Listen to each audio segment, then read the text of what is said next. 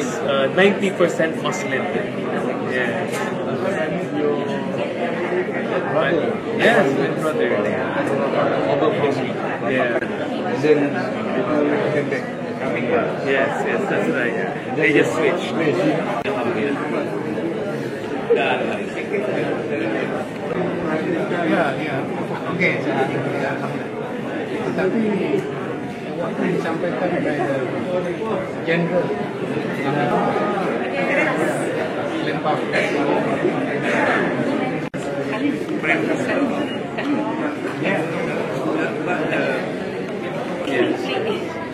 Jadi kenapa kita suka nama? I'm one of the youngest. Senang.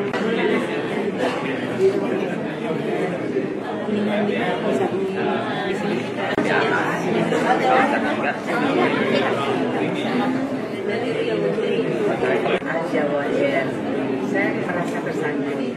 Legend Al-Jawayan ini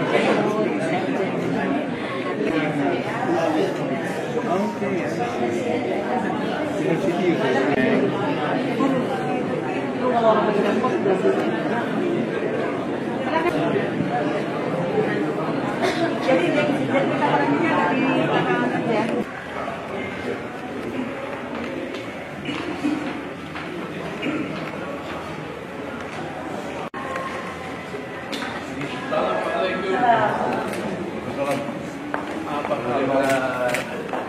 Selamat datang kembali. Alhamdulillah. Ini dari Philip, ini gubernur. Ini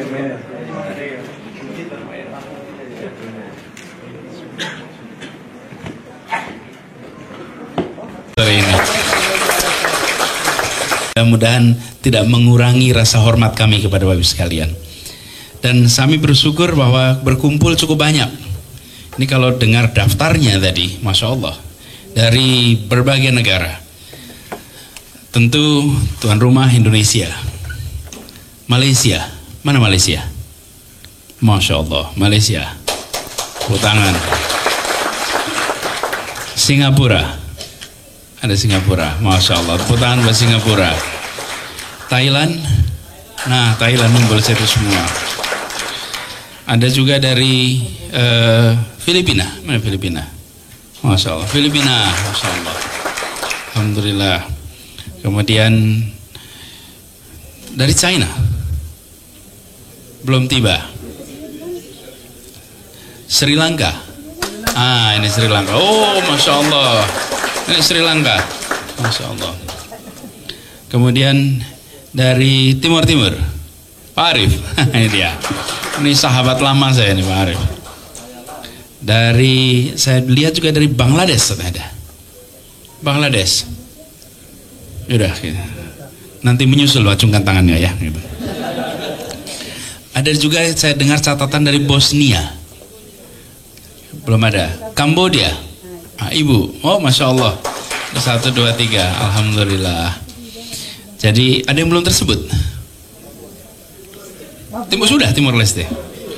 Oh, saya menyebut malah Timur Leste. Timur Leste. Alhamdulillah sudah lengkap semua di sini. Thailand sudah tadi.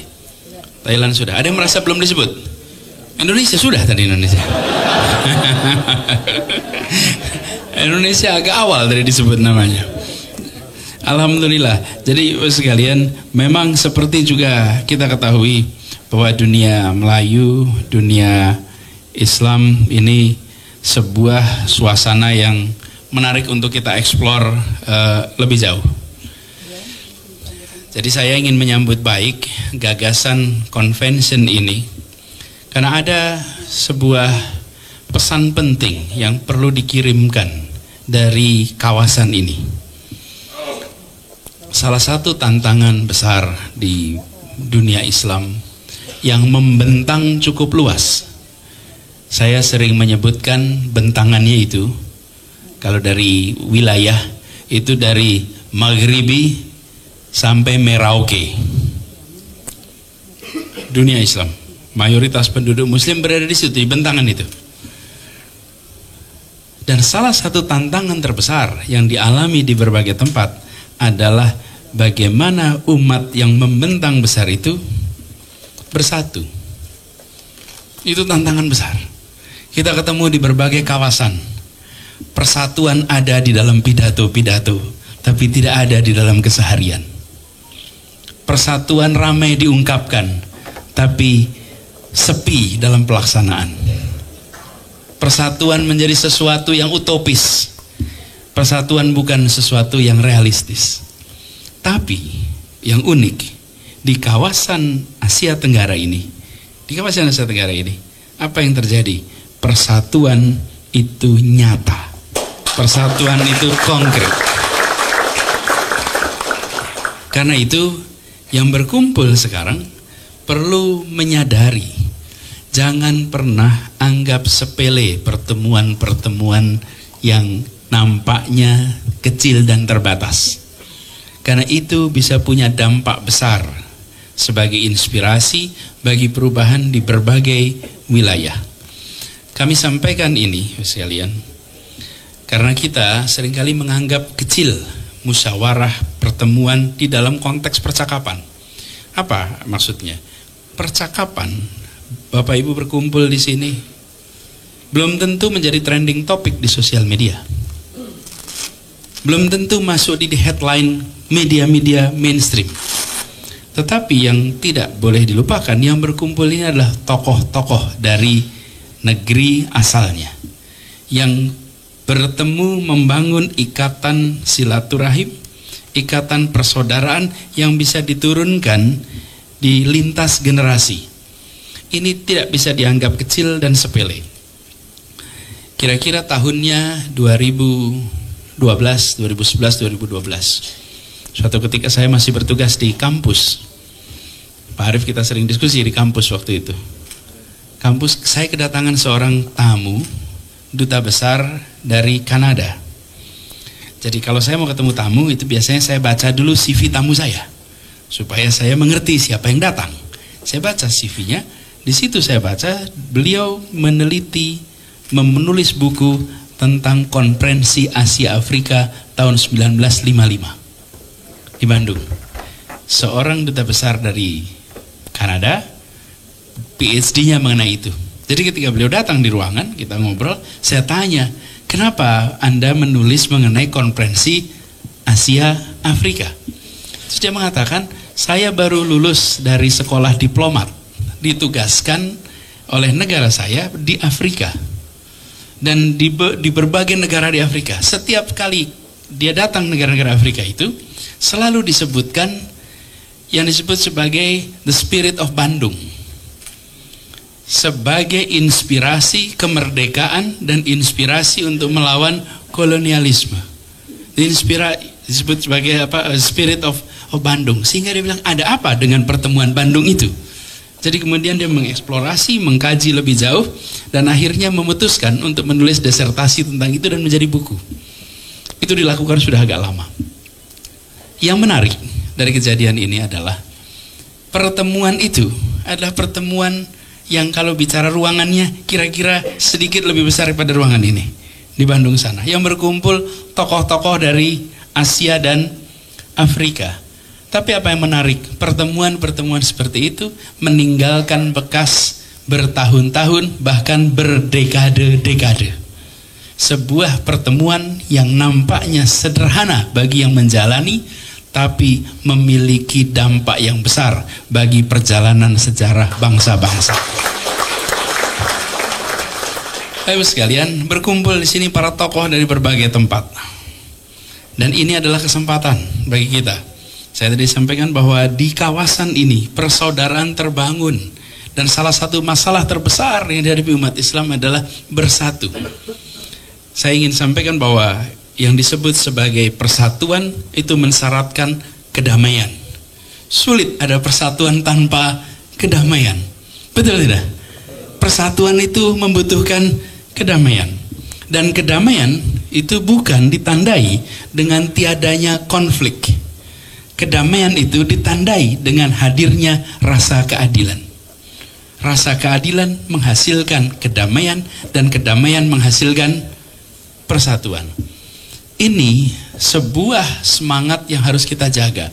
Alhamdulillah di kawasan ini sesulit-sulitnya masalah yang kita hadapi, kita bisa berkomunikasi satu sama lain tanpa memerlukan penterjemah. Kita bisa memiliki kesamaan pandangan dengan duduk bersama. Ada ikatan yang terbangun. Dan yang menarik, masyarakat di sekitar sini kita memiliki keunikan, yaitu kemampuan untuk mengetahui ambang batas di mana sebuah perbedaan tidak boleh diteruskan. Kita punya kemampuan mengetahui ambang batas di mana perbedaan tidak boleh diteruskan. Ada banyak tempat yang lain. Boleh tepuk tangan buat kita semua di sini. Ada tempat-tempat lain di belahan dunia lain yang kalau sudah ada perbedaan maka di situ tidak ada batasnya. Ketika tidak ada batasnya maka habis-habisan. Dan apa yang terjadi? Rakyat banyak yang menjadi korban. Apa yang menarik dari masyarakat kalau disebut dunia Melayu dalam konteks dunia Islam? Di sini ada ambang batas. Bahwa ketika ada perbedaan ada satu batas yang tidak boleh diteruskan. Bila diteruskan rusak semuanya. Itu tidak ada rumusnya, itu tidak ada teorinya. Karena sampai hidup berkeluarga, antar saudara mungkin terjadi percekcokan. Tetapi tiap orang tahu persis kata-kata apa yang tidak boleh keluar agar ikatan persaudaraan tidak rusak. Betul ya? Itu namanya kematangan. Dan itu adalah ditumbuhkan lewat kebudayaan, lewat peradaban. Itu yang dimiliki oleh dunia Melayu dan itu yang harus disebarkan ke dunia Islam. Dunia Islam harus disebarkan itu karena ambang batas itu yang sering terlewatkan. Ketika sudah berbeda maka habis-habisan. Disitulah yang sering kita saksikan kenapa konflik menjadi lintas generasi. Harapan ini merupakan pesan sejarah. Karena itu pertemuan pada kali ini Convention Dunia Melayu Dunia Islam, saya ingin menitipkan harapan itu bahwa para perwakilan dari berbagai belahan dunia hadir untuk membangun ikatan dan menjaga agar ikatan ini meluas. Kita pernah mengalami masa-masa kejayaan. Biasanya umat Islam selalu senang bercerita masa lalu karena masa lalunya gemilang.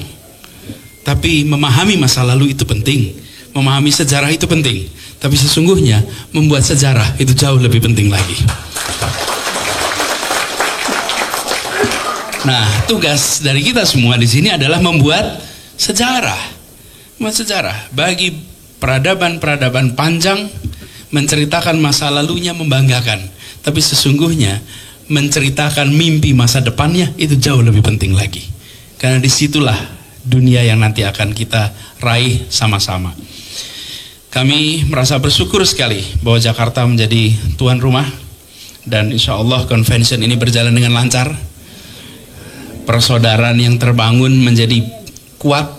Saya sebut persaudaraan karena levelnya 4 kira-kira. Nomor 1 itu perkenalan. Masuk adzan pas. Yang kedua naik kelas menjadi pertemanan. Habis itu naik kelas lagi menjadi persahabatan. Setelah persahabatan menjadi persaudaraan. Karena itu dunia Melayu, dunia Islam bukan hanya perkenalan, bukan pertemanan, bukan saja persahabatan, tapi harus bisa menjadi persaudaraan. Kalau ini bisa menjadi persaudaraan, maka menjadi luar biasa sekali. Jadi kami punya harapan yang amat besar. Dan saya bersyukur karena saudara saya di sini yang mengelola untuk Jakarta, Bung Said adalah pribadi yang sangat aktif. Kita titipkan semoga Bung Said diberikan kesehatan, dimudahkan menjalankan amanat. Juga pada Presiden Dunia Melayu Dunia Islam sebagai yang memberikan payung untuk semuanya. Para Tan Sri Muhammad Ali Rustam selalu diberikan kesehatan, dimudahkan dalam menjalankan amanat yang tidak sederhana ini. Dan doakan kami yang di Jakarta. Doakan kami di Jakarta supaya bisa menjalankan ini juga dengan sebaik-baiknya. Tadi disampaikan rasanya ingin sekali lebih meneruskan dialog berdiskusi bos sekalian. Nah, ini tadi disampaikan bahwa besok ada acara, ada kendala jadwal yang luar biasa. Insya Allah nanti kita coba cari solusinya. Tapi per sore ini masih belum memungkinkan untuk malam besok berada bersama dengan saudara-saudara semua. Karena ada terkunci kegiatan. Ini problem yang tantangan kami hadapi di Jakarta ini, gubernurnya tidak punya wakil. Gubernur punya wakil, badannya satu, kegiatannya banyak. Kemarin lagi ngatur begini, kegiatan saya hari ini dimulai jam 4 pagi tadi pagi. Karena kalau di Jakarta itu mulai dengan subuh. Ada kegiatan subuh, maulid Nabi mulainya subuh. Maulidnya subuh. Jadi kalau mau ikut maulid subuh ada di Jakarta. Tapi mau ketemu maulid yang malam juga ada di Jakarta gitu. Kita maulid itu dari subuh sampai jam 12 malam, ada semua maulid itu. Dan salah satu tradisi penting di Jakarta adalah maulid di Kamis terakhir Rabiul Awal, itu asar, dan Jumat terakhir Rabiul Awal itu subuh. Lalu Sabtu terakhir Rabiul Awal dan Minggu terakhir Rabiul Awal, itu adalah 4 peringatan maulid yang dihadiri puluhan ribu orang. Kalau tadi pagi mungkin ratus ribu yang datang. Subhanallah, itu saya sampai katakan tadi pagi, saya berjalan menuju lokasi maulid, Jakarta terasa gelap dan sepi. Begitu saya mendekati lokasi peringatan maulid, rasanya seperti siang hari, karena ratusan ribu orang semua berada di situ mulai jam 2 pagi di tempat itu. Ratusan ribu orang. Dan kalau mau merasakan besok pagi di salah satu kawasan di Condet ya, di Condet nanti akan merasakan itu puluhan ribu orang, ratusan ribu. Tadi malam di Masjid Istiqlal kira-kira 200 ribu orang hadir maulid. Besok akan begitu, hari Minggu akan begitu. Jadi ini juga menandakan kita menyebut diri kita dunia Islam. Dari siapa? Penjaga tradisi Rasulullah. Tidak ada pribadi lain yang, jangankan perjalanan hidupnya, perjalanan sejarah riwayatnya tercatat luar biasa lengkap. Karena itu ini tantangan kami sekarang di Jakarta. Kalau ada wakil saya bisa bagi-bagi badannya ini. Ini badannya satu, acaranya multiple. Karena itu saya mohon maaf sekali mungkin besok malam berhalangan, tapi pesan-pesan dan harapan sudah saya sampaikan pada malam hari ini. Izinkan Jakarta menjadi tuan rumah yang baik insya Allah. Dan kami berharap Bapak Ibu sekalian nanti sempat merasakan beberapa tempat di Jakarta. Nanti saya akan koordinasi dengan Pak Said untuk memfasilitasi. Tapi mudah-mudahan menjadi pengalaman yang menarik untuk di Jakarta.